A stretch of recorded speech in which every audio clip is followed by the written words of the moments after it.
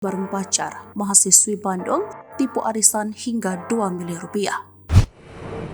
Viral diduga mahasiswi dari salah satu universitas di Bandung melakukan dugaan tindak penipuan arisan bodong terhadap ratusan orang yang ada di daerah tersebut.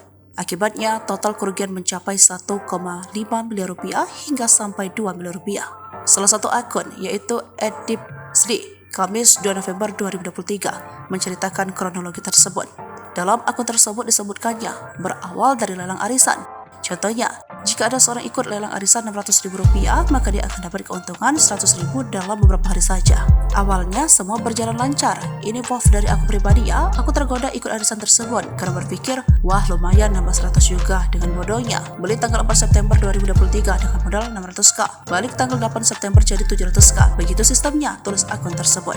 Akan tetapi begitu dia mendapatkan informasi dari teman-temannya, si pelaku ini melakukan penipuan. Karena banyak warga temannya yang datang ke rumahnya menyampaikan soal tersebut. Para korban langsung menyambangi rumah pelaku. Aku dan temanku datang ke rumah si penipu. Keadaan di sana sudah banyak orang, bahkan dari pagi hari. Karena aku datang sore hari, kami ngobrol dengan salah satu tentang bagaimana ternyata hasilnya nihil, katanya.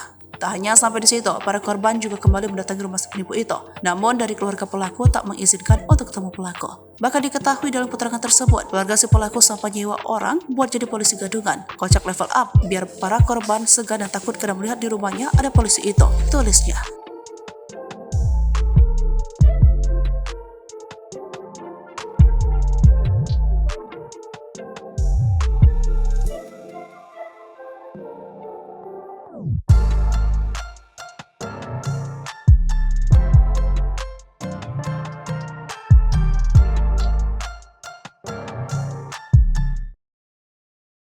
Download Tribun X sekarang, menghadirkan lokal menjadi Indonesia.